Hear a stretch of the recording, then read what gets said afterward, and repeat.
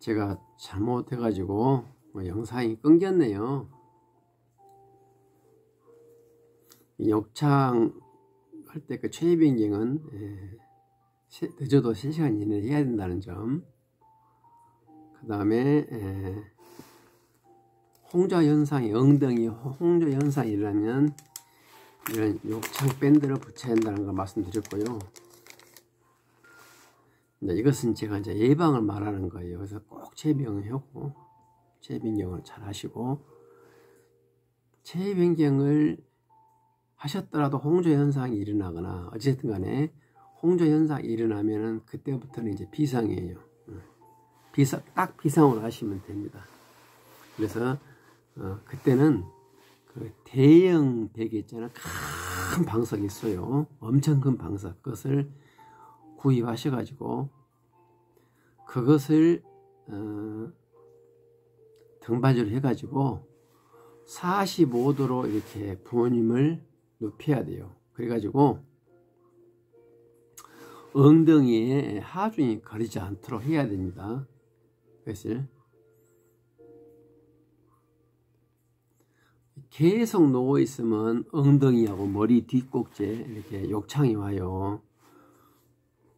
그래서 그것을 방지하는 방법은 대형 베개 있죠. 대형 베개 아니면 대형 방석 큰 거 있어요. 이렇게 큰 거 그걸 해가지고 45도로 눕혀가지고 하중을 머리하고 엉덩이 등에 가도록, 등 면적이 넓잖아요. 그래서 특정 부위에 압력이 가하지 않도록 그래 하셔야 되고요. 그 다음에 이제 그 엉덩이, 특히 꼬리뼈 부분에 욕창이 오신 분들은 그 도너츠 방석 있지 않습니까? 이런 도너츠 방석을 한 3개를 구입하셔야 돼요. 3개를. 그러면 3개가 어디서 필요하느냐? 의자에 필요하죠. 휠체어에 필요하죠. 또 침대에 필요합니다. 3개를, 저는 3개를 샀어요. 하나 가지고 옮기면서 사용하기가 영 불편합니다. 그게. 특히나 혼자 일어서지 못하신 분들은 불편해요. 그래서 3개를 사가지고 침대에서 우리가 부모님이 앉을 경우 있잖아요. 그때는 이 도너츠 방석, 아니면 식사하시려면은 이제 의자로 이동해야 되지 않습니까? 그래서 의자에 도너츠 방석, 그 다음에 또 휠체어 산포 해드려야죠. 그러면 휠체어 하나, 이렇게 3개를 사가지고 앉혀야만이 그 홍조된 그 부위에 압력이 안 갑니다. 이제 욕창에 대해서 제가 이렇게 이야기했는데요. 욕창은 뭐니 해도 예방이 최고입니다. 한번 걸려버리면, 제가 아시는 분들은 욕창 걸려가지고 나으신 분은 없는 것 같아요. 제가 지금까지 아는 상황에 저 빼고는 저는 나왔거든요. 하늘이 더운 거죠. 욕창이 왜 어려운 건지, 우리가 식사를 하거나 인간은 특히나 혼자 일어설 수 없는 분들은 식사를 하든 뭐 하든 서 있을 수는 없잖아요. 앉거나 누운 건데, 앉거나 누울 때 그 욕창 부위를 압박을 가하지 않고서는 앉거나 누울 수가 없어요. 그러니까 무섭다 이 말입니다. 그게 개선되기가 어려워요. 그게. 그래서 노인분들을 모시는 분들은 무조건 늦어도 3시간 이내는 반드시 체위변경을 해가지고 골반 양쪽 있죠. 양쪽. 그 다음에 꼬리뼈, 골반 양쪽 꼬리뼈, 그 다음에 머리 뒤, 여기에 이 네 가지가 포인트예요. 네 부분이 꼭지입니다. 꼭지점. 골반 양쪽, 꼬리뼈, 그 다음에 머리 뒤쪽. 이 부위는 4시간 이상 압박이 가해지면 안 돼요. 저는 2시간이다 말씀드리고 싶습니다만은 워낙 하시는 분들이 피곤하니까 3시간으로 했어요. 그게 최고입니다. 예. 외에는 없어요.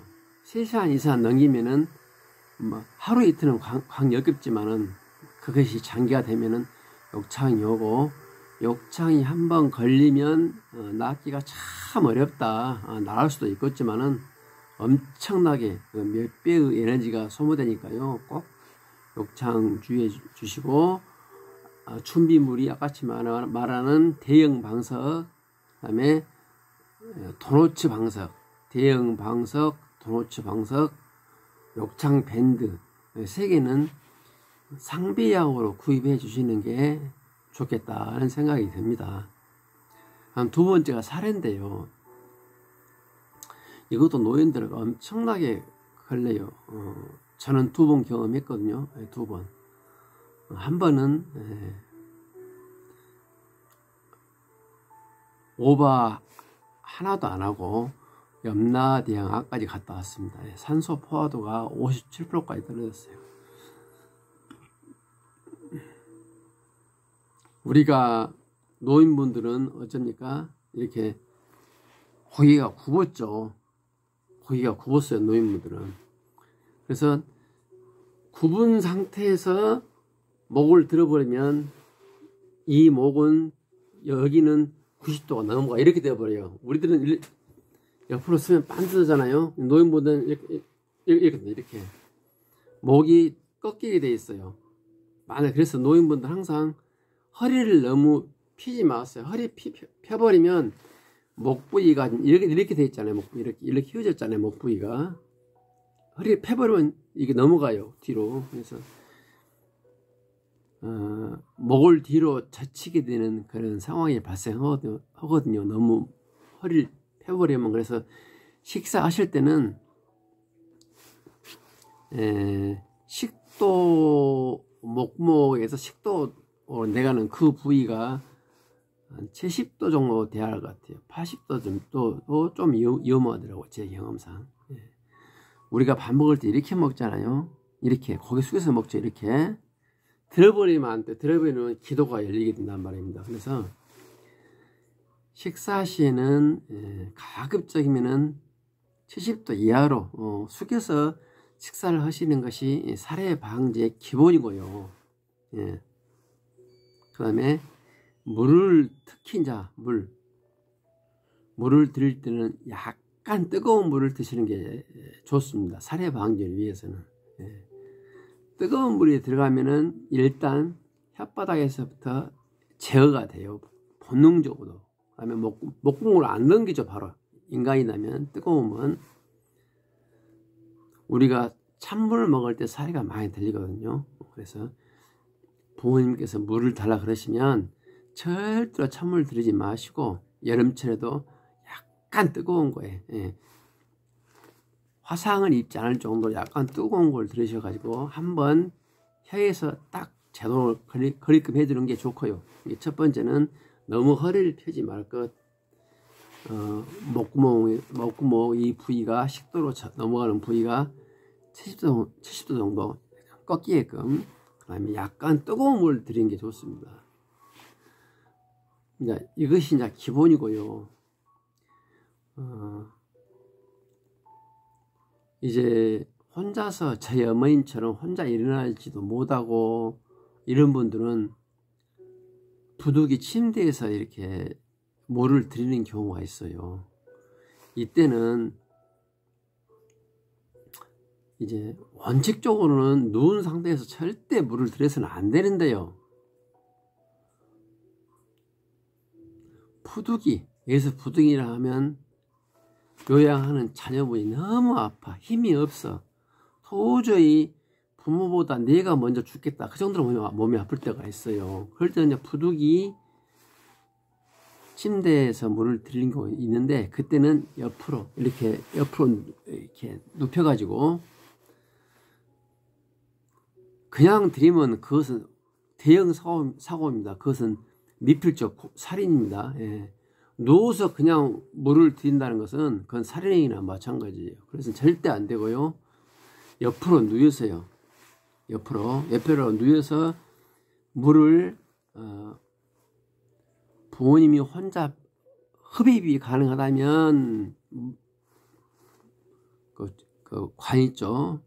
빨대에다 드리면 되고, 그 다음에 혼자 빨아들일 수 없는 힘이 없다 그런 분들은 수저로 물을 조금씩 입 앞에 혀 끝에다 떨쳐드려야 됩니다. 예. 혀 끝에다가 반드시 옆으로 해가지고 그러면 괜찮더라고요. 근데 이것도 사실상 원칙이 아니기 때문에 물을 달라고 하면은 반드시 의자에 앉혀서 70도 이하로 고개를 숙인 다음에 물을 혀 끝에다 떨쳐줘야 됩니다. 이게. 예. 이거 살에 걸리면 방법이 없습니다. 특히나 몸이 허약한 분일수록 그렇게 해야 됩니다. 그리고 물은 기본적으로는 한 50도 정도 그렇게 약간 뜨겁다 할 정도로 그렇게 드리는 것이 좋습니다.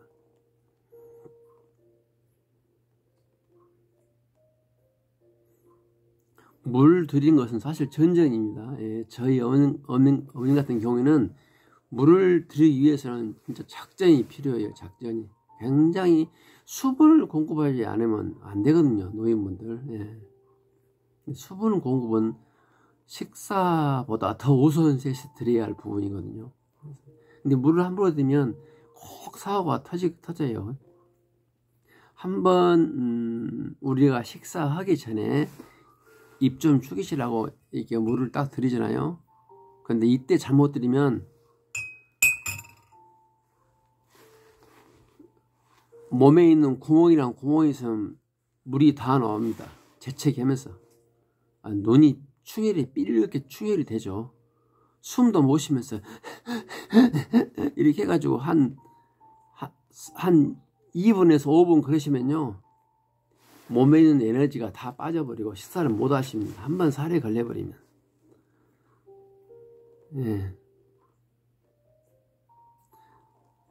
힘이 없어서 혼자 일어나지도 못하신 분이 한 5분 동안 숨도 못 쉬고 재채기고 계시면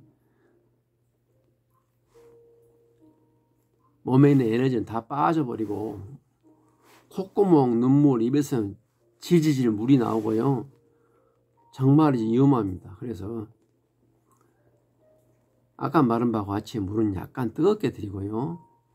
70도 이하로 고개 숙이고 드리고 물을 드릴 때는 항상 앞니 여기다 물을 약간 떨쳐서 드리고요. 바로 앞니 넘어서 거의 약간 떨쳐 드리고 이렇게 해가지고 한 번에 드리지 마시고 3번, 4번에 드시되 첫 번째 물을 삼킨다. 그러면 두 번째는 조금 더 많이 드리고 두 번째 물도 삼킨다 하면 조금 더 많이 드리고 이렇게 해야지 처음부터 물을 더더구나 찬물을 딱 드린다 이거 안 돼요. 살에 굉장히 저는 뼈아픈 경험이 있고요. 지금도 많습니다. 그것은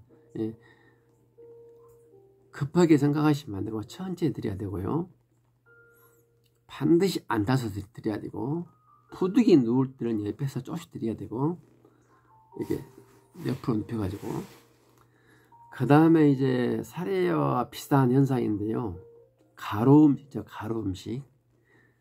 가루 음식도 굉장히 조심해야 돼요. 특히나 땅콩 같은 거. 땅콩 꼭 씹잖아요. 드리면 씹어 드세요. 이게 땅콩이 습도가 좀 있는 땅콩은 이렇게 씹히면 잘 가루로 돼요. 근데 이게 그 가루가 가끔 기도로 들어가거든요. 이것도 무지무지하게 아주 위험한 것입니다. 땅콩 혹은 미숫가루, 콩가루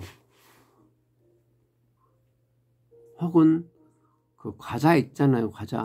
과자인데 침에 녹지 않는 과자, 이것은 아주 위험합니다. 침에 녹지 않은 과자. 예컨대 히트 에이스 크래커는 침에 녹잖아요. 그건 관계없어요. 그것은 사례가 들리더라도 금방 해소가 되는데요. 침에 녹지 않은 것이 어떤 것이 있는 거니? 쥐포, 그 다음에 소고기포, 그 다음에 육포 있죠. 육포도 요즘은 그 숲에 가면은 고열로 꼬가지고 바삭바삭한 어물 육포가 있어요. 이거 굉장히 위험합니다. 부인들한테는. 네. 시집도 얘를 고개 숙이고 식사하시면 괜찮은데 매번 이렇게 안 하잖아요. 이게 먹고 약간 고개 드는 순간에 그것이 기도로 들어가요. 네. 구운 육포는 아주 위험합니다. 그건. 그 다음에 이제 마지막으로 떡. 예. 떡도 굉장히 위험하죠. 떡도 기도로 많이 들어가요. 이것은 진짜 위험합니다. 그래서 가급적 노인분들한테는 떡을 안 드는 것을 원추로 하심이 좋고요. 그 다음에 조그만 그 사탕 있잖아요. 사탕. 예, 이런 것도 안 드리는 게 좋습니다. 예. 제 어머님 사탕 엄청 좋아하시는데 제가 가급적이면 안 드리려고 해요. 그게. 예. 한 번이 역사를 바꾸기 때문에 안 드린 것을 해야 됩니다. 그래서 제가 욕창 이야기했고 그 다음 사례 이야기했습니다. 이제 세 번째가 추락이에요. 추락. 예. 이 추락은 혼자 이동이 자유로우신 분들도 추락하시는 분들이 많이 있어요. 특히나 목욕탕에서 2년 전에 저희 어머님보다 2살 아래이신 할머님이 몸 건강했죠. 근데 목욕탕에서 떨어져 가지고 골반이 깨져 가지고 입원한 지 15일 만에 돌아가셨어요. 그러니까 노인분들은 순간 무게중심이 변할 때 그 인기응변에 약하잖아요. 그러면 넘어지게 돼 있어요.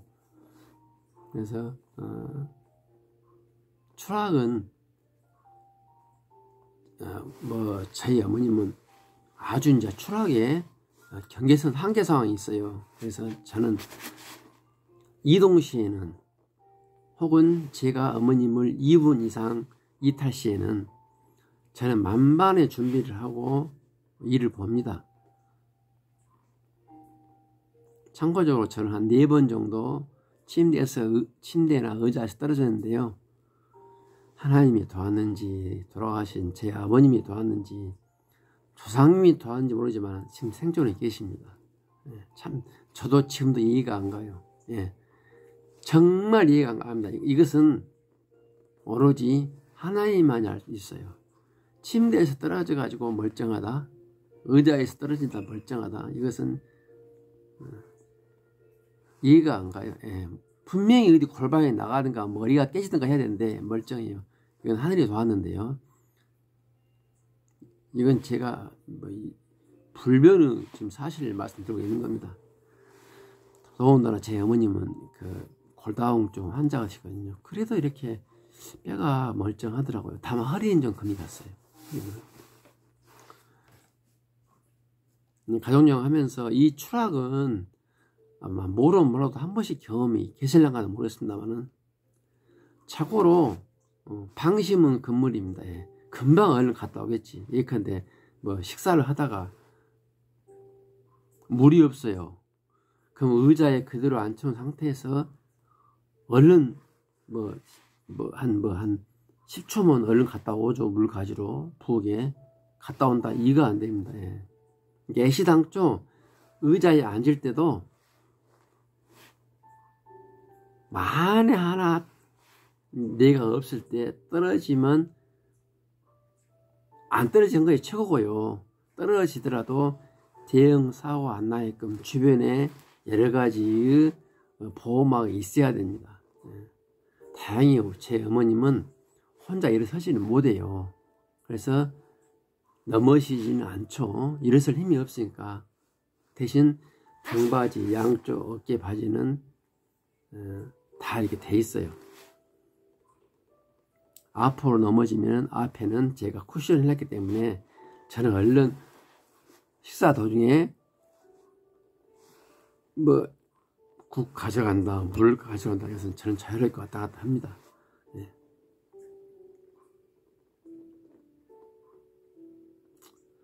추락과 방지에서 특히 조금 좀 강조할 사항이 저 같은 경우에는 딱 3개 있는데요. 첫 번째, 2분 이상은 이탈 시에는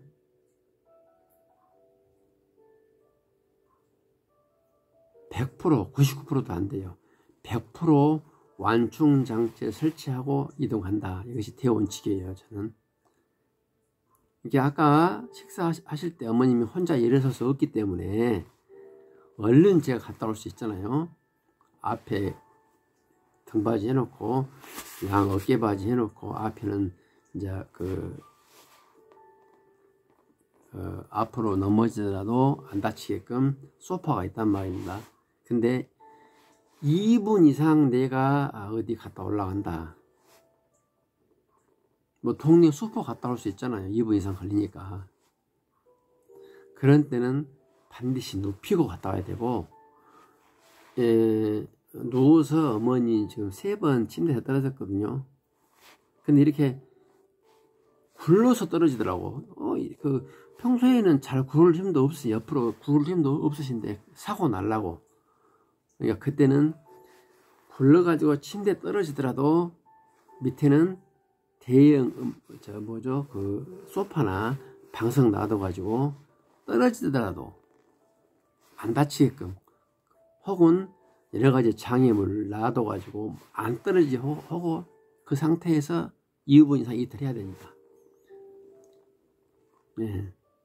2분 이상이나 해봤자 10분 이내인데요. 그렇게 해야 되고요. 두 번째는 이제 목욕탕입니다. 목욕탕에서 추락은 그대로 상황 종료입니다. 인생 종료입니다. 그래서 목욕탕에 이동 시에는 저 같은 경우에는 제 어머니는 35kg세요. 그래서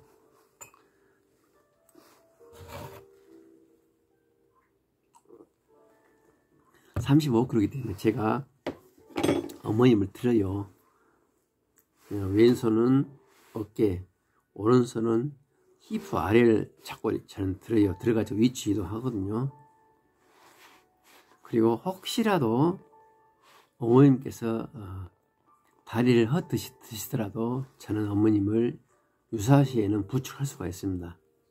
근데 만약에 부모님이 몸무게가 많이 나가서 유사시에 어머님을 자기가 제어를 못한다 이러시면은 저는 가정 목욕탕 사용을 안 하시는 것이 좋겠다 그런 생각이 드네요. 요즘은 그 정도 몸 상태라면 목욕 서비스가 있어요. 요양센터에 물어보시면 다 안내해 드립니다. 그래서 본인이 부득이 부모님이 몸무게가 많이 나가서 유사시에 유사시는 여러 가지가 있겠죠. 자고간에 목욕탕에서 넘어지려고 할 때 그때 부모님을 자기가 제어할 수 없을 정도 그런 구조라면은 무조건 목욕탕에 들어가서는 안 된다고 봅니다. 그다음에 이제 세 번째는 계단 이용 시. 저는 어머님께서 어차피 일어서지도 못하고 걷지도 못하기 때문에 계단도 저는 휠체어를 들고 계단을 올라가거든요. 휠체어가 한 10kg 돼요. 어머니 35kg, 45kg. 그건 제가 무조건 돌죠. 45kg면. 그러나 이렇게 휠체어 이동 안 하고 또 그때 100% 본인을 통제할 수 없는 그런 걸음걸이 하는 부모님을 계시잖아요. 이럴 때는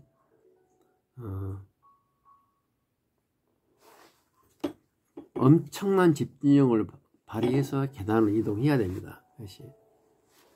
근데 여기서 우리가 조금 참고할 점은 집 안에서 이동하거나 계단 이용 시에 너무나 아들이나 자녀분들이 개입해서는 안 돼요. 무슨 말인 거니? 우리는 부모님께서 스스로 할 수 있게끔 그렇게 해야 되는 것이 원칙이거든요. 특히나 이런 운동 같은 것은. 근데 너무나 이렇게 부모님을 보호한다고 모든 이동 시에 부모님을 딱 손발을 잡고 걷는다거나 계단 계단 이동 시에 부모님을 보호한다고 너무 이렇게 부모님을 꽉 잡고 이동하면은 안전사고는 안 일어나겠지만은 그러면 그럴수록 부모님 몸은 퇴화합니다. 그래서 최대한 부모님께서 운동하시게, 그리고 유사시에도 본인의 감각으로 본인을 스스로 통제하고 저하게끔 그 한도 내에서만 보조해드리는 게 좋겠다 생각이 들어요. 네. 이거 굉장히 중요한 내용입니다. 제 경험상. 이것은 하루 이틀에 효과를 모른대요. 한 1년 지나면 이제 그때는 나타나요. 네. 침대에서 오르거나 내리거나 대소변 보러 화장실로 이동하거나 계단을 오르내리거나 기타 등등 이동 시에는 사고가 안 날 수 있는 범위 내에서만 부모님을 옆에서 서포트 해드려야지, 너무 우리의 힘이 개입되면은 부모님이 몸은 퇴화합니다. 저는 이 점을 많이 후회하고 있어요. 지금 저는 어머님께서 손발을 못 써가지고 어머님 보호한다고 이동 시에 너무 제 어머니를 꽉 잡았던 것 같아요. 그러다 보니까 다리 힘이 너무 빠지더라고. 제가 그걸 나중에서 알고 한 2년 전부터 알아가지고 지금은 넘어질 때 넘어지더라고 최대한 부모님을 제가 손을 안 잡고 이게 어머님 힙에다가 제가 손을 딱 댄 게 아니라 이것이 어머니 힙이에요. 딱 잡은 게 아니라 손을 약간 띄워요. 그래서 어머님이 다리 힘이 없어서 밑으로 떨어지면 탁 나한테 내 손에 걸리죠. 이렇게 해서 이동을 합니다. 저는 답답하죠. 어머님이 한 걸음 한 걸음 걸 때 한 1cm씩 걷거든요. 1cm씩. 그나마도 어떤 때는 한 30cm 걸고 또 한참을 쉬어요. 그러면 어머님은 서 있는 것도 힘들어가지고 또 푹석 앉아버려요. 거기서. 무슨 말 이해되시죠? 1cm씩 한 발 걷다가 한 3cm씩 걷다가 쉬어요. 쉬다가 푹석 힘이 없어지고 내려앉으면 제가 알아서 힙을 딱 잡죠. 이런 과정을 한 1년 하다 보니까 지금은 이제는 한 1m는 갑니다. 혼자. 그러면 1m 이후는 어떻게 하느냐. 제가 거짐 엉덩이를 잡고 거짐 반부양 상태에서 이제 이동 변기로 이동하는 거죠. 2년 더 몸은 퇴행을 했어도 약간 다리 힘은 더 살아났어요. 제가 그렇게 하니까. 그래서 추락을 방지한다고, 안전사고를 방지한다고 너무나 우리가 부모님의 육체활동에 개입하는 순간에 몸은 더 퇴화한다. 그래서 안전사고가 안 나게끔 그 범위 내에서 부모님을 아래서 받쳐줘라 이 말입니다. 이것은 이제 본인이 어느 정도 개입하는 것이 좋겠는가 이제 본인이 판단하셔야 돼. 부모님의 걷는 모습을 보고. 제가 실수한 것이 이거예요. 너무 내가 개입해가지고 어머님께서 몸이 더 이렇게 근육이 죽으셨더라고요. 제가 알기는 2년 걸렸고요. 무너진데 2년 걸렸는데 다시 회복을 했는데 2년이 걸렸어. 지금은 10%도 아직 회복 못했어요. 조금 좋아진 것 같은데요.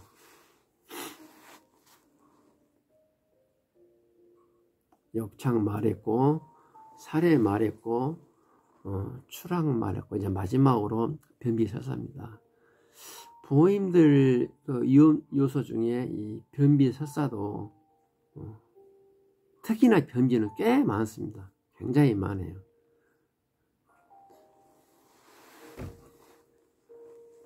설사는 별로 없죠. 설사 하시는 분들은 감염이나 그 다음에 청결사 이런 부분에 조금 집중을 해야 할 사항이고요. 변비는 어르신들이 식사량이 적잖아요. 식사량이 적어가지고 계속 이렇게 대장에 이제 퇴직이 될 거 아닙니까? 그러면서 수분은 증발되겠죠. 그러니까 이제 변비가 생기는 건데,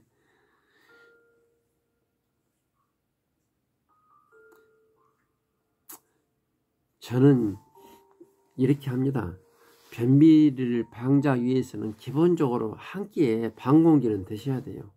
너무 안 드시면 오랫동안 이제 퇴적이 되기 때문에 변비 위험이 있고요. 두 번째는 식단 구조가 아무래도 좀 채식이 되면 더 좋겠죠. 채식도 고구마, 저는 고구마를 많이 이용합니다. 그리고 이제 평소에 물 좀 많이 들이시고,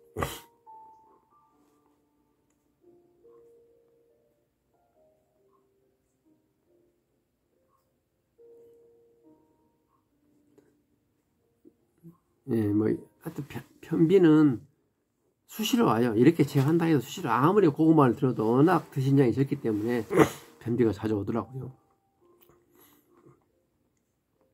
저는 변비를 오면은 제가 그 비누를 장갑 끼고 제 손으로 항문 1cm만 제가 집어넣습니다. 1cm.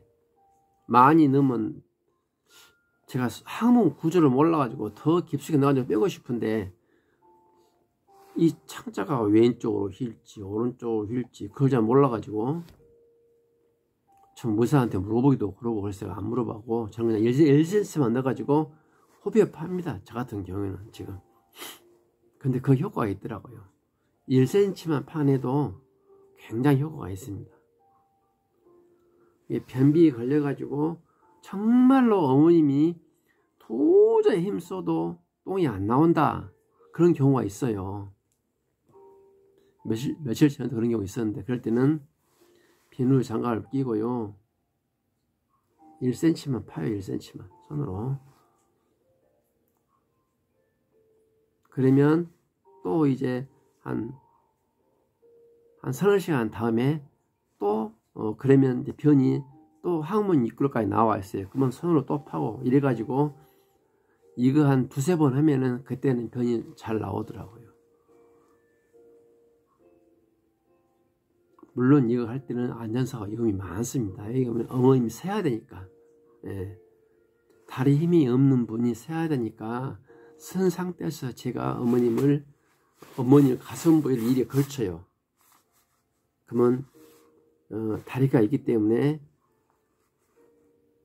무게 중심이 이 가슴에 닿거든요. 머리가 앞에 있기 때문에 그 상태에서 제가 가슴을 받치고 오른손을 해서 어머님 항문에 손을 넣어서 1cm만 넣어요. 많이 넣으면 불안해요. 저도. 그래서 뺍니다.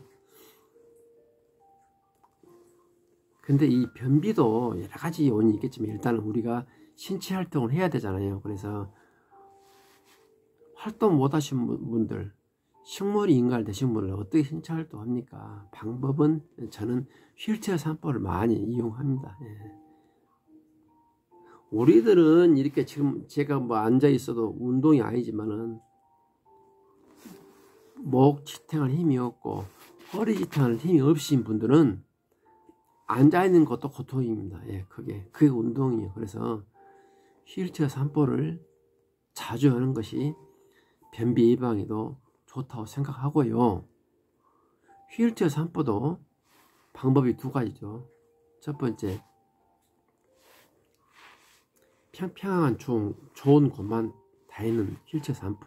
예를 들면 학교 복도, 병원 복도, 혹은 우리가 인도를 가더라도 아주 포장이 깔끔한 곳 있잖아요.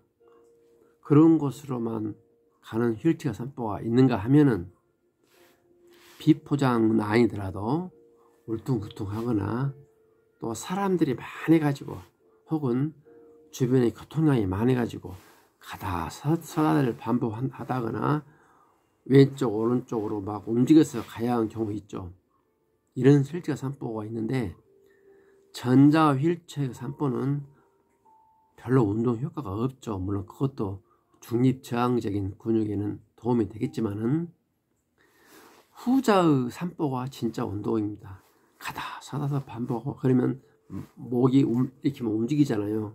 출발할 때 뒤로 훌쩍거리고 또 울퉁불퉁하면 또 몸의 중심을 잡아야 되고 좌로 우로 움직일 때 또 몸의 중심을 잡아야 되고 이렇기 때문에 휠체어 산보는 약간 울퉁불퉁하고 약간 커브가 많고 약간 경사지고 이런 곳에서 하시면 훨씬 더 효과가 있습니다. 오늘은 가족요양의 위험요소 중에 신체적 요소, 환경적 요소, 심리적 요소, 경제적 요소, 생활환경적 요소 중에 신체적 요소에 대해서 말씀드렸고요. 크게 역창, 살해, 추락, 변비설사 4개를 이야기했고요. 소두에 감염 이것도 이야기했습니다. 근데 감염은 워낙 기본이 뺐어요. 손발 씻기만 잘한 걸만 해도 기침, 가래, 감기 걸리지 않는다고 저는 감히 자부합니다. 예.